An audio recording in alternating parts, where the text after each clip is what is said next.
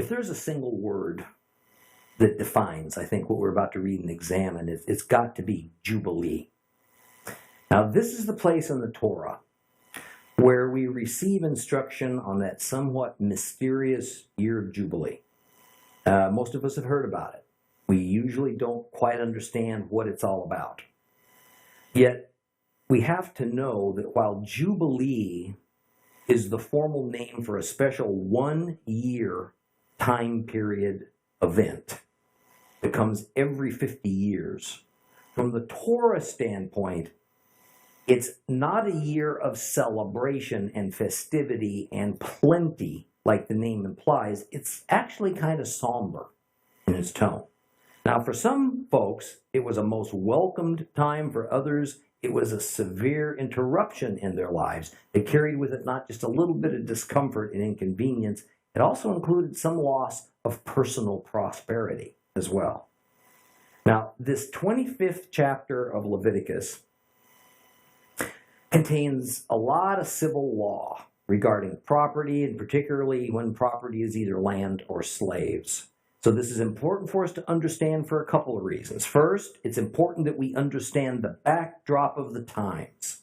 And second, it contains patterns and principles that not only give us direction on how we ought to think and behave as concerns property, but also on certain functions and purposes of the Messiah.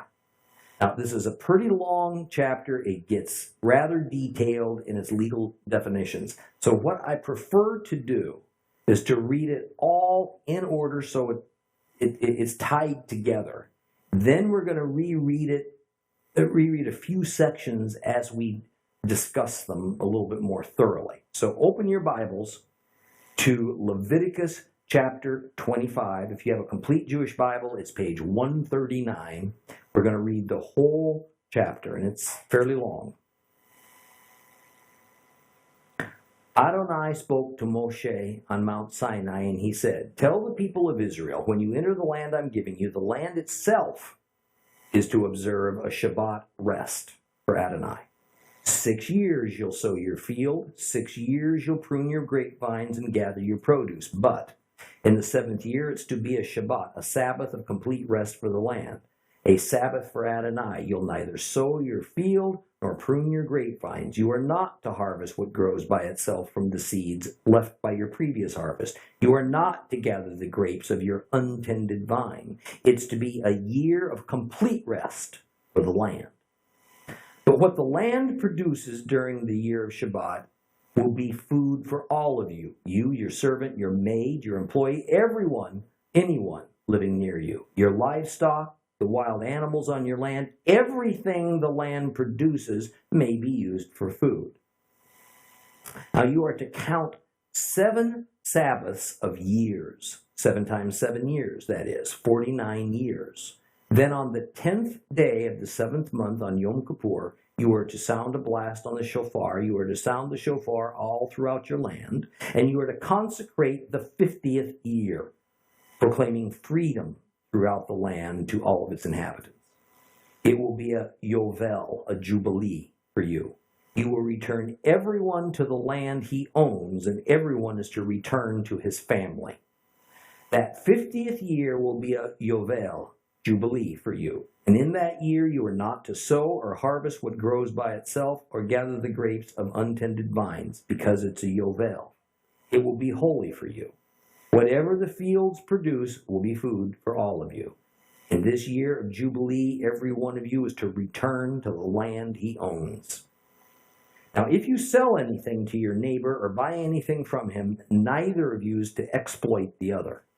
Rather, you are to take into account the number of years after the Jubilee when you buy land from your neighbor. He's to sell to you according to the number of years crops that will be raised. If the number of years remaining is large, you'll raise the price. If few years remain, you lower it. Because what he is really selling you is the number of crops to be produced. Thus, you're not to take advantage of each other, but you are to fear your God, because I'm Adonai your God. Rather, you are to keep my regulations and rulings and act accordingly. If you do, you will live securely in the land. The land will yield its produce. You'll eat until you have enough. You will live there securely. And if you ask, if we aren't allowed to sow seed or harvest what our land produces, what are we going to eat in the 7th year? Then I will order my blessing on you during the 6th year, so that the land brings forth enough produce for all 3 years. The 8th year you will sow seed, but eat the old stored produce until the 9th year. That is, until the produce of the 8th year comes in, you will eat the old stored food. The land is not to be sold in perpetuity, because the land belongs to me. You're foreigners, temporary residents with me. Therefore, when you sell your property, you must include the right of redemption. That is, if one of you becomes poor and sells some of his property, his next of kin can come and buy back what his relative sold.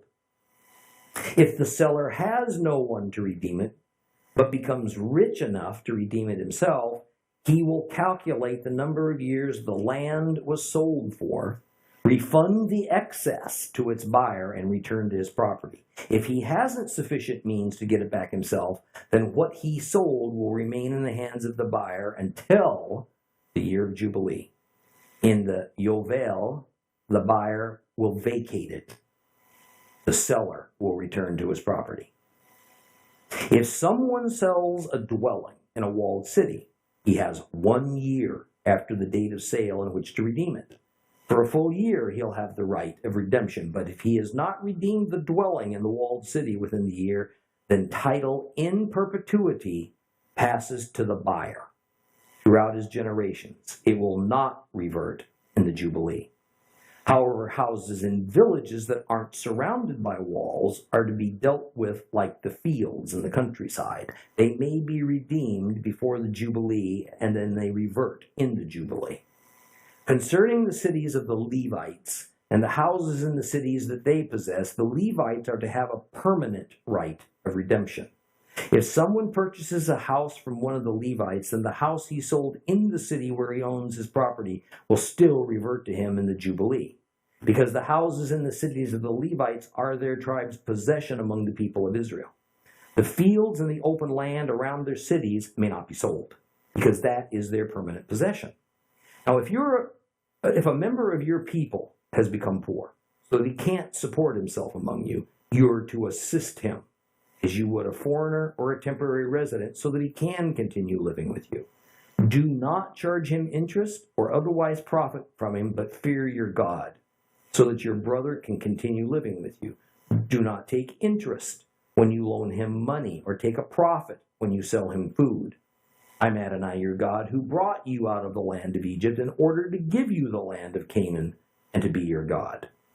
If a member of your people has become poor among you and sells himself to you, do not make him do the work of a slave. Rather, you are to treat him like an employee or a tenant. He will work for you until the year of Jubilee.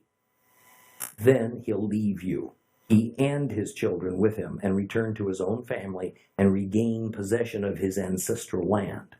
For they are my slaves, whom I bought out of the land of Egypt. They are not to be sold as slaves. Don't treat him harshly, but fear your God. Concerning the men and women who you have as slaves, you are to buy men and women slaves from the nations surrounding you. You may also buy the children of foreigners living with you, and members of their families born in your land. You may own these.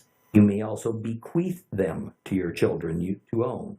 From these groups you may take your slaves forever. But as far as your brothers, the people of Israel, are concerned, you are not to treat each other harshly. If a foreigner living with you has grown rich, and a member of your people has become poor and sells himself to this foreigner living with you, or to a member of this foreigner's family, he may be redeemed after he's been sold.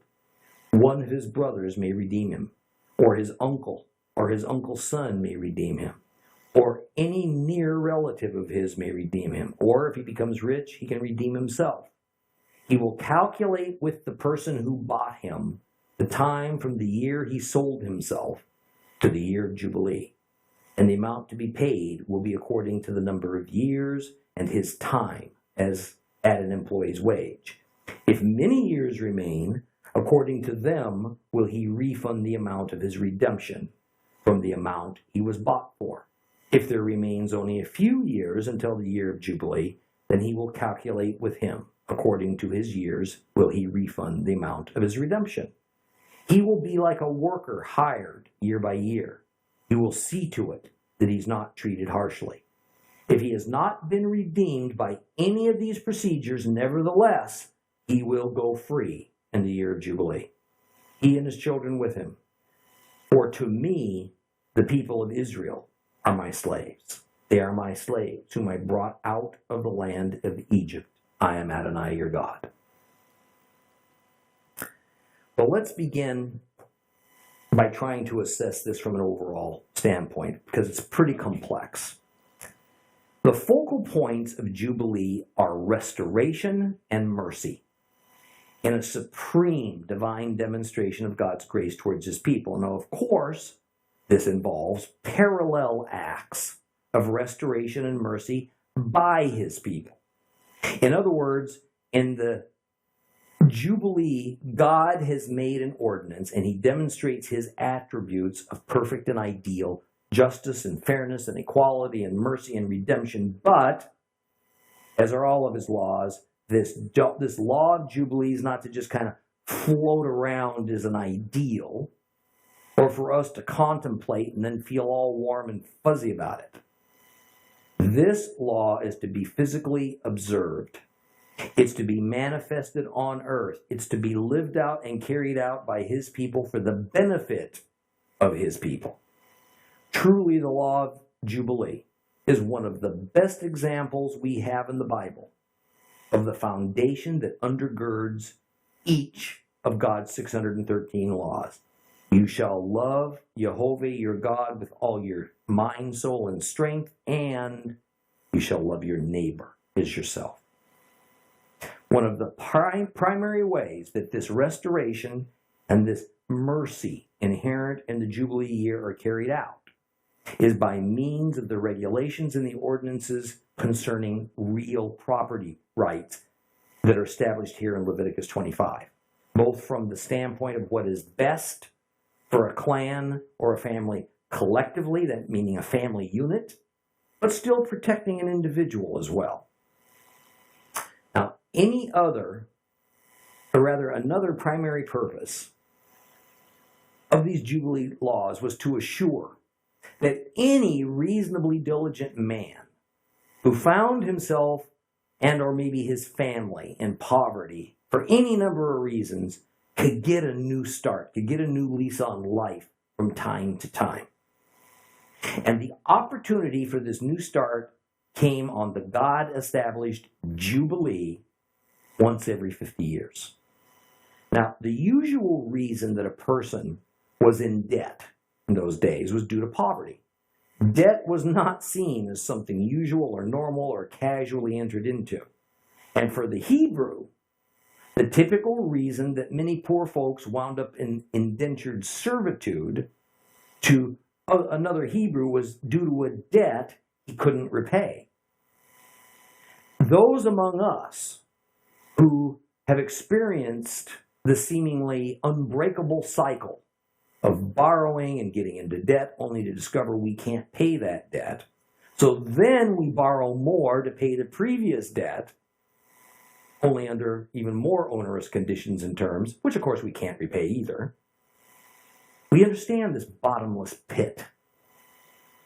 There seems to be no way out.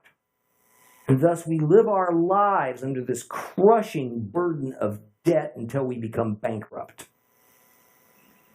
But most debt in Western society isn't forced upon us from need. Rather, it's a choice that comes from our wants and our desires. Impatience to have what one wants immediately. A bigger, newer car, a bigger, nicer house, more clothes, more digital toys and gadgets, more entertainment. And most of this debt is either in the form of what is called unsecured debt, meaning credit cards, or it's under secured debt, meaning our homes or our cars. And if we default on our home mortgage, what happens? We lose our home. If we default on our car loan, repossessed. All debt in the Hebrew system was secured debt. All of it. And almost always the means of collateral was land, since it was an agricultural-based society. Lose the land, you not only lose your home, you lose your food supply. You lose the ability to generate income in order to buy other things you need that you can't produce on your land. The other kind of security for debt in the Bible era was yourself or a family member. Thus, the concept is born of indentured servitude. A human being becomes the collateral for a loan. The year of Jubilee was partly designed to deal with this everyday reality for the people of Israel. Now, we possibly have some folks listening who come from farming backgrounds. So it's a little easier for you to understand the preeminent place the possession of land owned by the family holds in an agricultural society. Israel, throughout their entire history, was an agricultural society. So we see the chapter open with God speaking to Moses concerning the land that he was giving, or better, he'd already given, to the Israelites, the land of Canaan. Now, I've often used the analogy that as we learn Torah, it's organized in a kind of way like the maturing process that takes place in a human. We begin life learning general and rather simplistic rules and facts about a variety of topics. And as we absorb those things, and then as our minds are able, more information is added. A finer point is put onto each matter. Pretty soon, we see certain subtle connections and commonalities between what at first seemed to be totally separate issues. Then layers of the onion are peeled back even further to reveal deeper intricacies of the world around us. Later in life, a lot of things that we thought we understood, that we thought we knew everything about it. All of a sudden it starts to make sense on a deeper level. And so we gain what the Bible calls wisdom, as opposed to just knowledge or just a whole bunch of facts. We were introduced to the basics of God's laws in Exodus. Next, the initial parts of Leviticus gave us more information about those basic laws of Exodus, so that God's intent behind each of these commandments and laws could be better grasped. Later in Leviticus, specific topics of which we had already been introduced are addressed again. Nuances then are put into certain of the God principles. And as we get into Numbers and then finally into Deuteronomy, we'll get even more instructions that connects these dots in order to get a more complete picture for those who have slogged their way through the first three books of the Torah. Well, here in Leviticus 25, we're like a student in their senior year in college. And now that we've established a good, solid base of knowledge, and we've had terms defined and examined, certain matters of special importance to God are going to be discussed, but in more detail. And one of those details is this. While it is true that God gave the land of Canaan to Abraham, it was not an outright transfer of ownership the way we would think of it. Rather, God has retained the ownership of Canaan and instead given Abraham's seed, Israel, a long-term lease. A forever lease, actually. Although temporary eviction for breaking the lease terms is also part of the deal. And as in verse 2 of our current chapter, where it says, when you enter this land I am giving to you, let's look at the Hebrew word used for giving.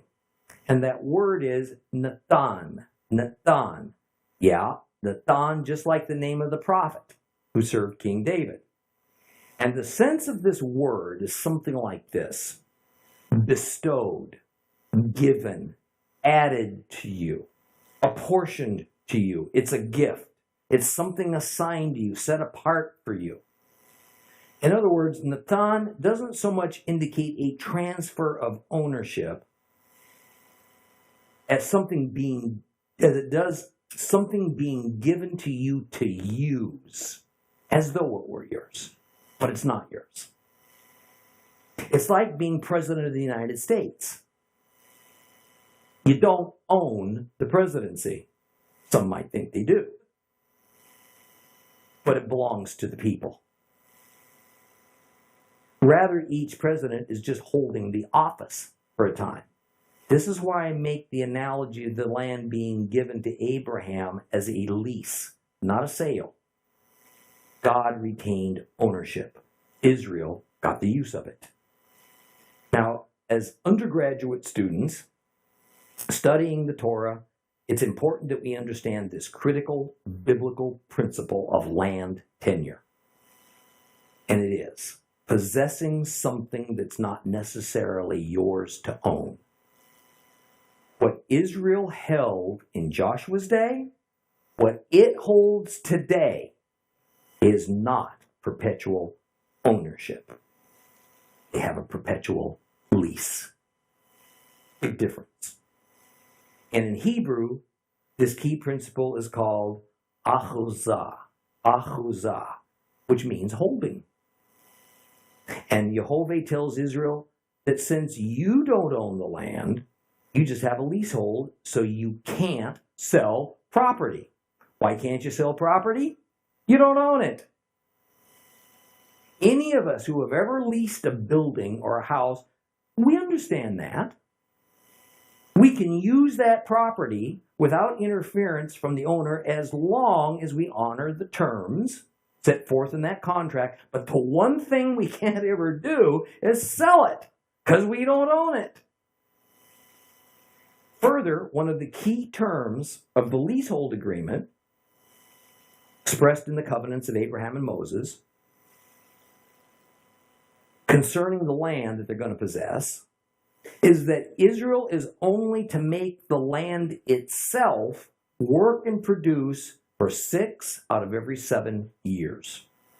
Just as Jehovah worked for 6 days when he created our universe, and then ceased on the 7th day, so the Israelites must ask the land to work for 6 years and then allow it to cease working in the 7th year.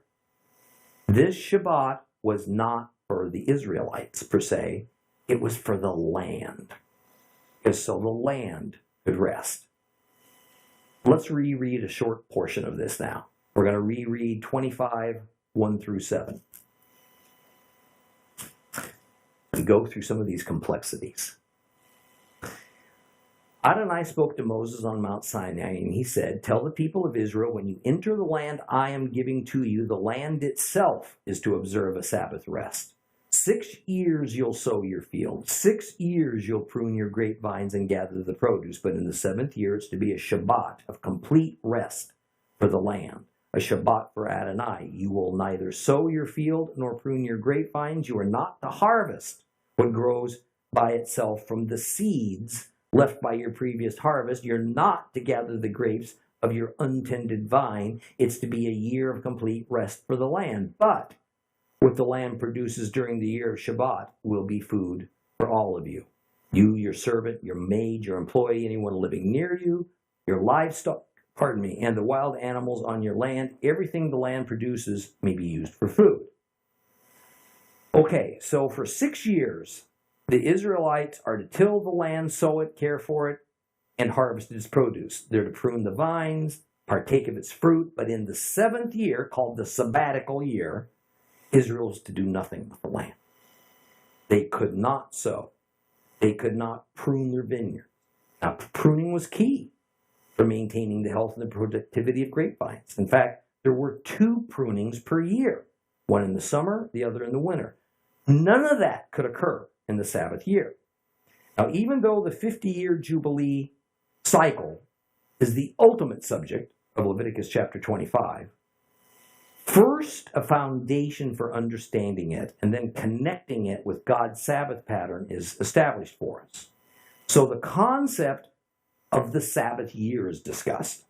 Verses 5 through 7 are a bit difficult to understand because it seems on the one hand to say that during the seventh year Sabbath, one must not harvest and eat what grows up naturally from the untended fields. And then the other one says you can harvest whatever the land produces by itself. So we have to seek out the ancient sages to give us some good answers to this conundrum. They tell us that these are two different situations. It was common for grain to have seeds fall off when it ripened, and then for those seeds to germinate on their own and produce new grain stalks. But it was also common to cut grain stalks and then have them send up new shoots from their existing roots and then produce more grain stalks. In the first instance, this was considered new grain because it came from seeds. In the second instance, this was considered old grain because it came from the roots of existing plants. This situation was so common and understood that names were given to this second growth and even a fairly usual third growth that came from the same plant roots. The second growth was called in Hebrew safiach, and in the third growth, shachis. And this rule of Adonai 25 is that in the sabbatical year, one could not harvest and eat what came from seeds, but one could harvest and eat the second and third growth that came up from existing root systems. But verse 7 again brings to the fore the principle that in the land of Israel, there's no second-class citizens. Whether foreigners staying among the Hebrews, slaves purchased by the Hebrews, or indentured servants, it didn't matter. Everyone who lived as Israel shared alike in whatever was produced on the land in that sabbatical year. Now, one point we need to be aware of.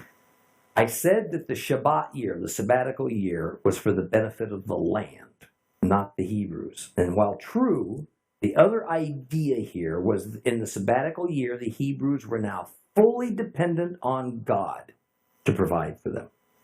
What was being demonstrated to the Israelites was that in the end, it wasn't their labors that brought forth food from the ground. It was just a gift from God.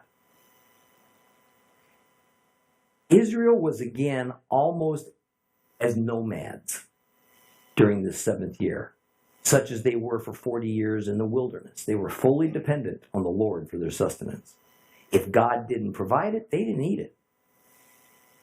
So a great deal of faith was required on the part of these Hebrews as the sabbatical year rolled around. And of course, since God did provide it, it would serve to build a trust in Him. Well, let's reread a little bit more of Leviticus 25. We're going to read 8 through 13. You are to count 7 Sabbaths of years, 7 times 7 years, 49 years. Then on the 10th day of the 7th month, on Yom Kippur, you are to sound a blast on the shofar. You are to sound the shofar all throughout your land. You are to consecrate the 50th year, proclaiming freedom throughout the land to all of its inhabitants. It is a yovel, a jubilee for you. You will return everyone to the land he owns. Everyone is to return to his family. That 50th year will be a jubilee for you, and in that year you're not to sow, harvest what grows by itself, or gather the grapes of untended vines, because it's a jubilee. It will be holy for you. Whatever the fields produce will be food for all of you. In this year of Jubilee, every one of you is to return to the land he owns.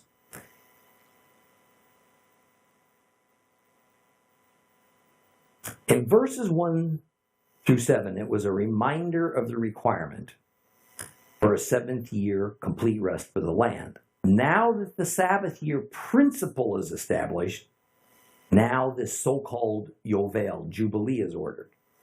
Now, a rather standard The biblical term is used to explain the time frame for the Jubilee. It's to be 7 Sabbaths of years, or 7 weeks of years, 7 times 7. By the way, you can hear that term a lot later on, particularly in Daniel. Then, after that 49 years, begins the Jubilee year on the 50th year. The mark of the start of this special 50th year is the occasion of Yom Kippur, the Day of Atonement, the 10th day of Tishri, which by the Hebrew religious event calendar is the 7th month of the year. Now, this might seem a little bit odd because we have the beginning of the 50th year delayed by 10 days from when it would seem logical that it ought to start. Because the first day of Tishri is Rosh Hashanah, Jewish New Year. Yet because the actual Hebrew word for Jubilee is Yovel, which means ram's horn, and the ram's horn is associated with Yom Kippur, then the year of Jubilee didn't begin until the 10th day of the month of Tishri, which is Yom Kippur. And frankly, not all Jews even agree with the rationale behind this. And this 50th year Jubilee is to be a sabbatical year, just as each 7th year is to be a sabbatical year. Now, watch as the prophetic meaning of the Jubilee starts to unfold. The 50th year, of course, connects with the 50th day of Pentecost, Shavuot. The Lord told Israel that if they didn't observe the 50th year Jubilee, they would be exiled from their land, and foreigners, Gentiles, would enjoy what the Lord had intended for his own people, Israel. Of course, that's what happened on more than one occasion. So this dovetails perfectly with Pentecost, the 7 weeks of days plus 50 days. On the 50th day, the Holy Spirit descended not just for Jews, but for Gentiles. Foreigners who'd never been part of Israel could suddenly know God's saving provision, Yeshua. God's provision would be for everybody who believed, including those who weren't part of physical national Israel. Those who did not observe the provisions of the 50-year Sabbath cycle, the Jubilee year, however, we're told would be cut off from their land. Those who did not observe the provisions of Pentecost, acceptance of the Holy Spirit, who came on the 50th day, those will be cut off from the kingdom of God. See the parallel? The 50-year Jubilee now brought with it challenges as well as blessings. One would have to rest from all their work and count on only the provision of God. Same thing with Pentecost. Same thing. See, we have to lay down all of our works. We have to depend on the blood of Yeshua to provide for us. But the challenge was that on the 50-year Jubilee, those who were rich, those who owned land once owned by others, had to return it to the original owner. On Pentecost, we find that we have to return all that we have to the original owner, God. All that we have becomes his. We become spiritual paupers on that day. Now, let me point out something that may not have occurred to you yet. The way this plan of Jubilee is laid out, there would have been 2 sabbatical years in a row every 50 years. Think about that for a minute. The 49th year was a sabbatical year. Final year of each 7-year cycle was a sabbatical year. Then the 50th year, the Jubilee, was another Sabbath year. So you have 2 Sabbath years in a row. Now, there's been a lot of controversy about this issue. It's been suggested by some rabbis and sages that the way the 50 years was to be counted was the Jubilee year itself was to be counted as year 1 of the 50-year cycle. Therefore, the first year of the first 7-year period following a Jubilee was actually the second year of the 50-year Jubilee cycle. By suggesting that formula, then, The last year of the 7-year cycle was the Jubilee. That made the 7th-year Sabbath coincide with the 50th year Jubilee. Why did they come up with that?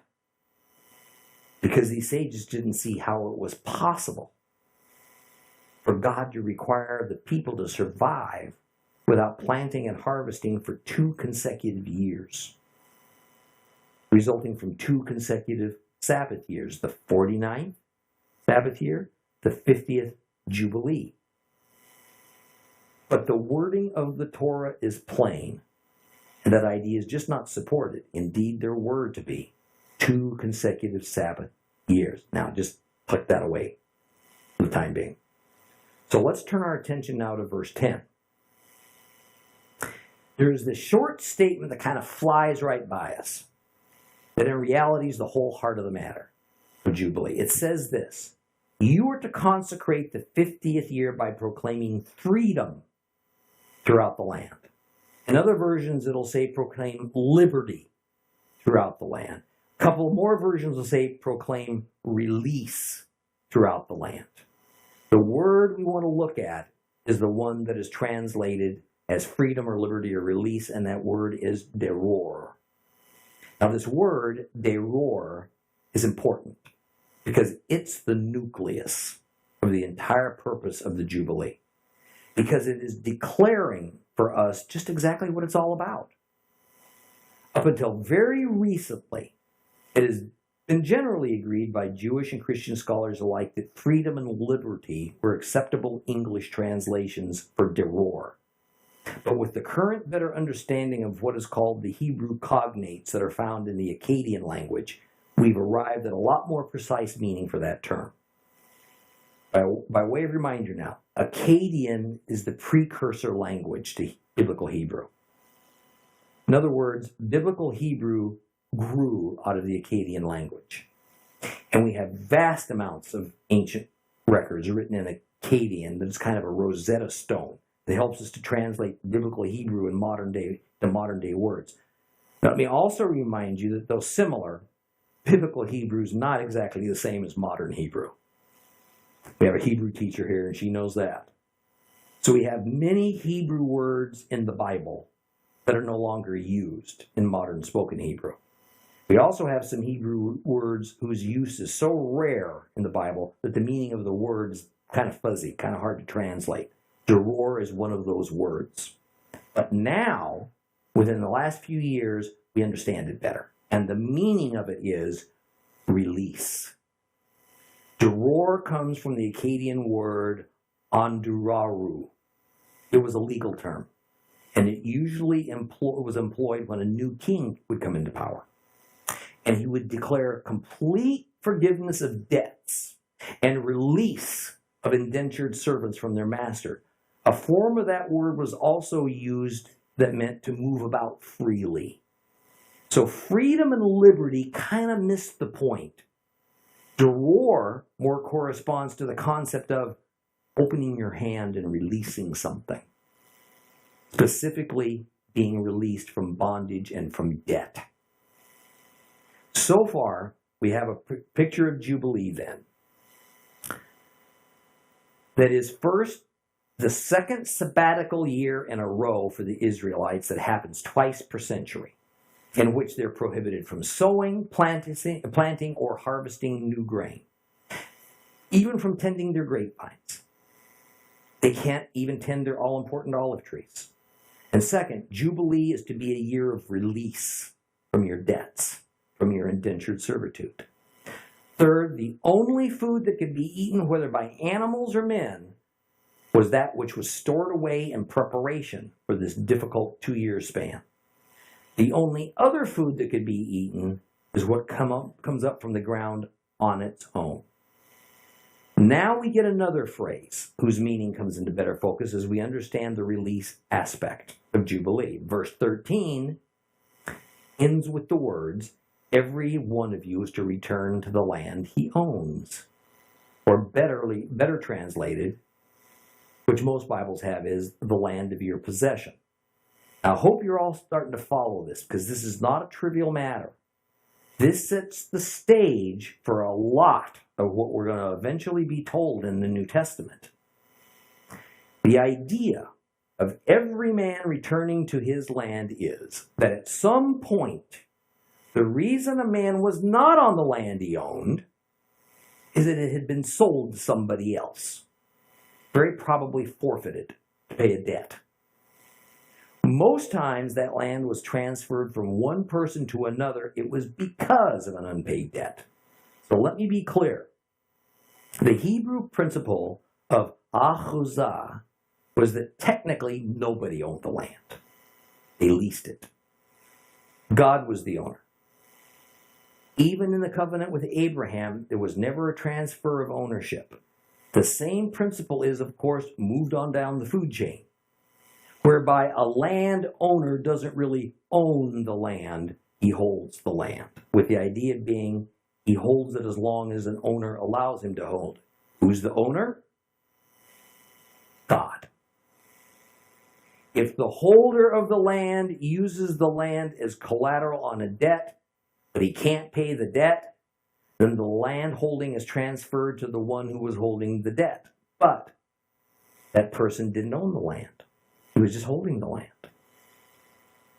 The obvious question comes then, just how long does that person who currently holds the land, how long does he get to hold it? The answer is, until the Jubilee year arrives. That's the ending point.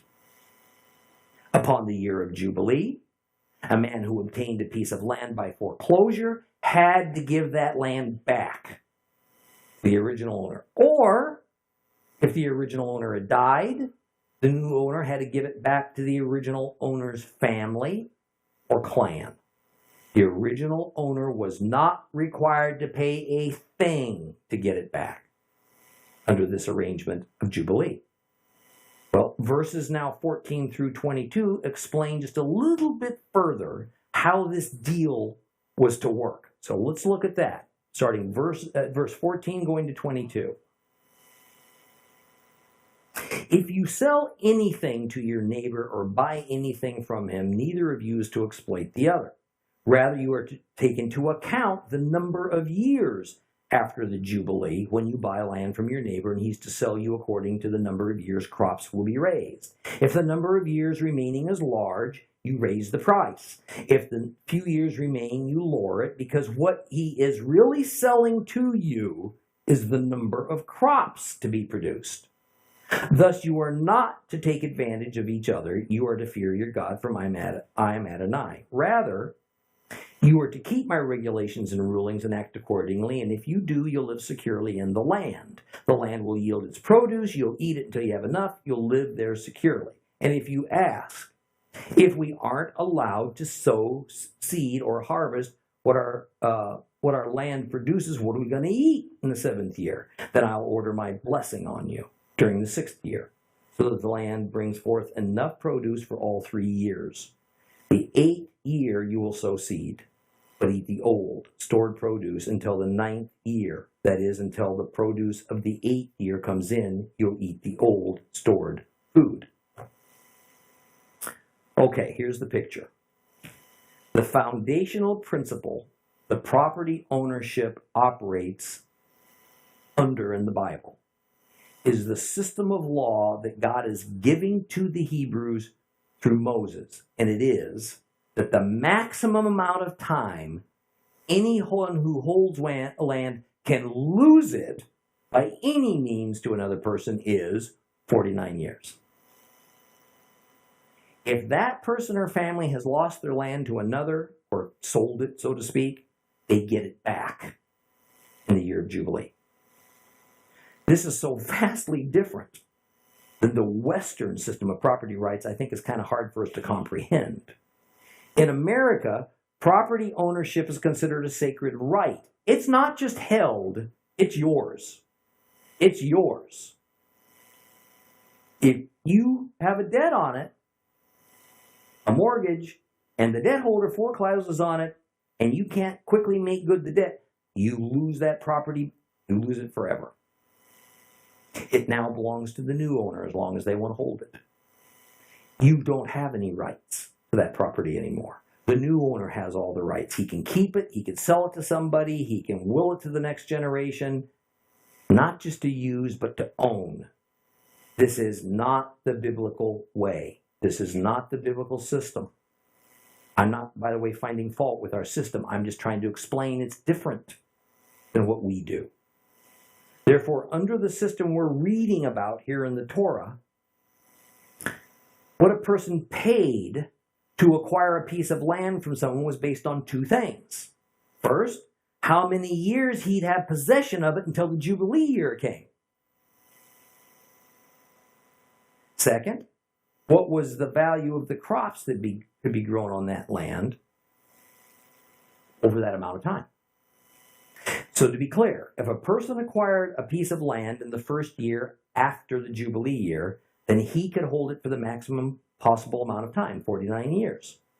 Therefore, if it was calculated that he would receive 49 years of crops off of it, really it's only 42, because there would be 7 sabbatical years included in all of that, which he couldn't plant or harvest. So now we have an illustration. If each of those 49 years of crops was worth $100, he'd pay the former holder $4,900 for the right to hold the land. On the 50th year, the land reverted to the former owner, and it stayed his unless he lost it again.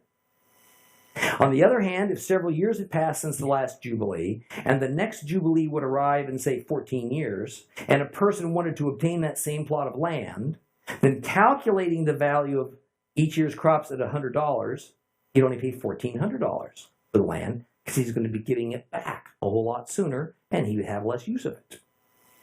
For the poor, and for those in debt, man, Jubilee was neat. Can't wait. Now for the wealthy, for the fortunate, they didn't look forward to this. The Jubilee for them represented nothing but loss. Loss of some of their wealth. But the thing both rich and poor shared in common was that for a 2-year period, fresh produce was pretty hard to come by. And its quality was usually poor because it consisted of inferior second and third cuttings of the last harvest. Now, of course, as you can imagine, the wealthier solved this problem simply by purchasing produce from foreign merchants who brought food grown from outside of Israel. Now, verse 18 represents a sudden interruption in these series of ordinances. And abruptly God says this, "You shall observe my laws and can keep them faithfully, that you may live upon this land securely." And verse 19 continues the same thought with, "The land will yield its fruit, and you shall eat your fill, and you shall live upon it securely." History proves the completely and astonishingly accurate playing out of this statement. During the days Israel at least made an attempt to walk in the ways of God, the land was miraculously productive. During the days Israel was in the land in Bible times, it was the breadbasket of the Middle East. Its produce was renowned for its quality and its quantity. Babylonian, Persian, Roman records all show how much these conquerors wanted to have the benefit of the fabulous fruits and grains and vegetables produced in the Holy Lands. But every time the Israelites were exiled, the land stopped producing. When the Assyrians emptied the northern kingdom of Ephraim, Israel, replaced them with foreigners, then later on the Jews of Judah were hauled off to Babylon, immediately the land went into distress. Many years later, we read of Jews returning from their captivity in Babylon to what? Ruined fields, untended vineyards, and a destroyed Jerusalem. Over the centuries, after the destruction of the temple by the Romans in 70 AD and the expulsion of the bulk of the Jewish people from the land, it began a steady decline that corresponded with even greater foreign presence and control and less Hebrew presence and control. Eventually, Israel became a very lightly populated place because the land had just become waste. History books are full of descriptions of visitors to the Holy Lands in the 18th, 19th, and early 20th centuries, where after traveling the land from one end to the other, they were shocked to even understand how anybody could survive in this place. During an 1867 visit to Palestine, the famous Mark Twain observed this: of all the lands there are for dismal scenery, Palestine must be the prince of it. The hills are barren and dull, the valleys unsightly deserts inhabited by swarms of beggars with ghastly sores and malformations. Palestine sits in sackcloth and ashes. And to this he added that the Holy Lands were now a desolate country whose soil is rich enough, but it's given over wholly to weeds. A silent, mournful expanse, a desolation is here that not even imagination can grace with the pomp of life and action. We reached Tabor safely, but we never saw a human being on the whole route. There was hardly a tree or a shrub anywhere. Even the olives and the cactus, those fast friends of worthless soil, had almost deserted the country. George Adam Smith, a geographer who visited Palestine in 1830, before the changes made by European Jewish immigrants, he described the country as a mixture of barren, treeless lands and malarial, weed-grown swamps. He says Jews who bought this worthless land were called children of death because many of them just didn't survive. When Israel is not in the land responds by going fallow. We're going to continue this next week. So please rise.